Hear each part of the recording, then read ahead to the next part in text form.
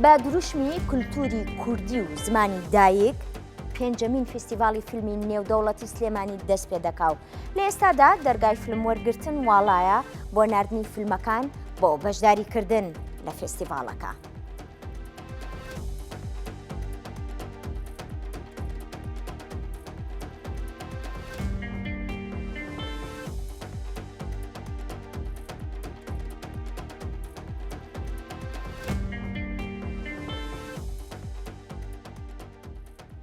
بۆ قسەکردنی زیاتر میوانداری بەڕێز فوئاد جەلالمان کردووە کە بەڕێزیان بەڕێوەبەری فیستیڤاڵن.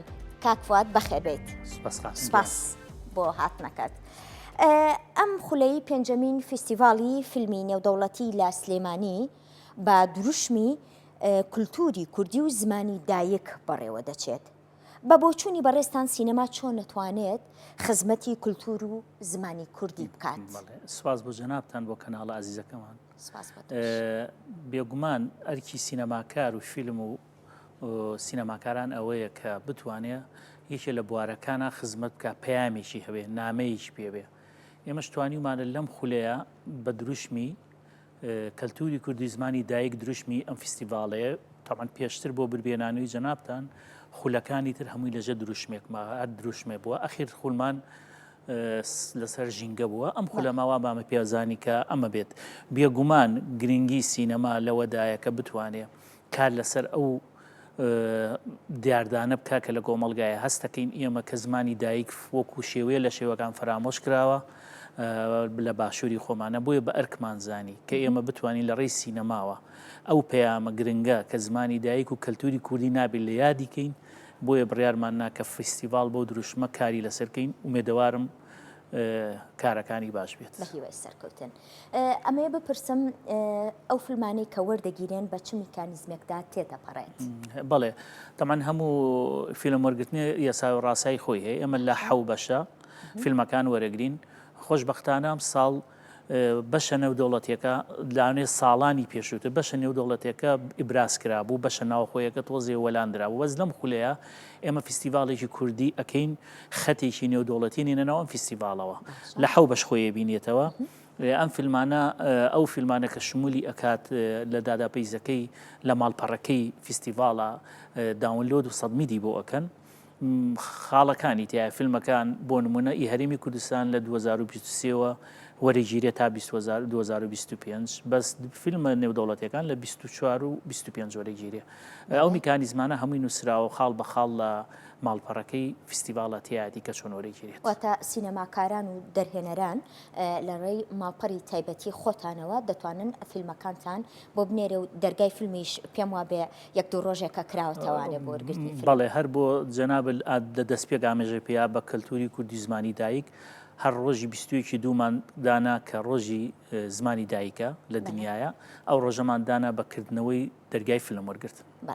سەرکەوتوو بن. فیستیڤاڵەکەتان چۆن کاریگەری لەسەر پیشەسازی فیلم و هەروەها کۆمەڵگاش دروست دەکات؟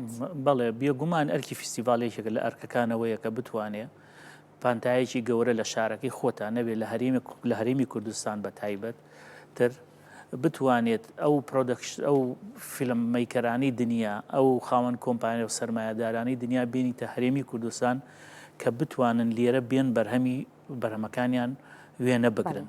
لە بەروی کوردستان جەوێکی وای هەیە هەر چاوەرزەکەی هەیە. خەڵکێکی زۆر باشی تایە کە حەز بە هونەر و کەلتور ئەکا. هیچمان کەمتر نییە لە وڵاتێک کە خەڵگەچێ فیلم لە وڵاتی مەغریبەکە دەستی کار لێرە هەرزانترە.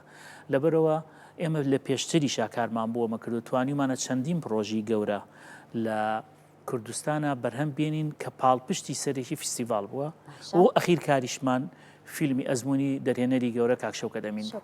بەڵای سەرکەوتوو بن. شتێک سەرنجی ڕاکێشام ئەم فیستیڤاڵە تەنیا بەڕێوبەری هەیە، سەرپەرشتیاری گشتی نییە بۆ. بەڵێ تا ئێستا ئەوەی کە دەستنیشان کراوە منیان برادران ئەو شەرەفیان بە من ناڕۆک و بەڕێوەبەری فیستیڤاڵ بەردەوام بم. تا ئێستا سەرۆکی نییە، چەند ناوێک هەبووە. من لێرەوە ڕایەگەێنم هەچ کەسێ لە خۆی ڕابینێ کە بێتە سەرۆکی ئەو فیستیڤاڵە. ئێمە هیچ مەرجێکمان نییە.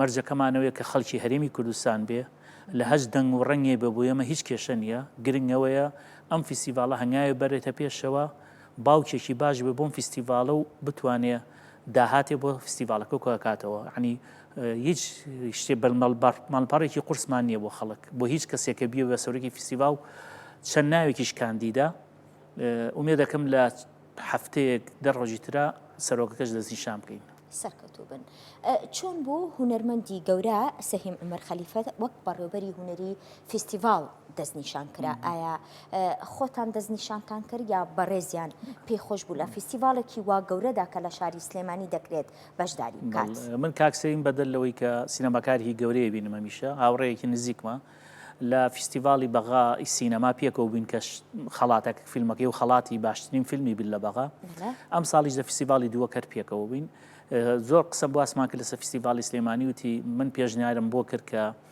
بەڕاستی من و کاکدانا کەریمی دەرهێنەر پێشنیارمان کرد بۆ کاکسەیم عومەر خەلیفە ئەگەر ئەو شەرەفەمان پێ بێ بە بەڕێوەبەری فیستیڤال ئەویش داواکەی ڕەت نەکردینەوە بە ڕەسمی داوامان لێ کرد و وەڵامیشی یاینەوە کاکسەهیم سینەماکارێکی گەورەیە بەدەر لەوەی کە 5-6 زمانی زۆر باش قسەی پێەکە زایدەنیشێکە لە ئەندامانی ئۆسکار بۆ سیرکردنی فیلم وازام دوو کرد کورت تا ئێستا ئەو پۆستیان وەگرتوویشیان کاک بەهمەنی قوبادی و ئەمەتریشیان کاکسەهیمی عومەر خەلیفەیە. کاک فواد گفتوگۆی زیاتر دەکەین لە ماوەکانی دواترا بۆ ئەوەی لە فیستیڤال نزیک بینەوە گفتوگۆی زیاتر دەکەین لێرەدا ویستمان هەندێک لەو شتانە کۆبکەینەوە لەو باس و خواسانە کۆبکەینەوە بۆ ئەوەی بە هونەرمەندان و ئەوانەی کە حەز بە سێرکردنی فیلمەکەن بزانن کە فیستیڤالێکی وا گەورە لە شاری سلێمانی دەکرێت. هیوای سەرکەوتنتان بۆ دەخوازم سوپاس کە ئامادەبووی لەگەڵمانە بەخێر بیت. زۆر سپاس بۆ جەنابتان بۆ کەناڵە بە ڕێزەکەتان. زۆر سپاس.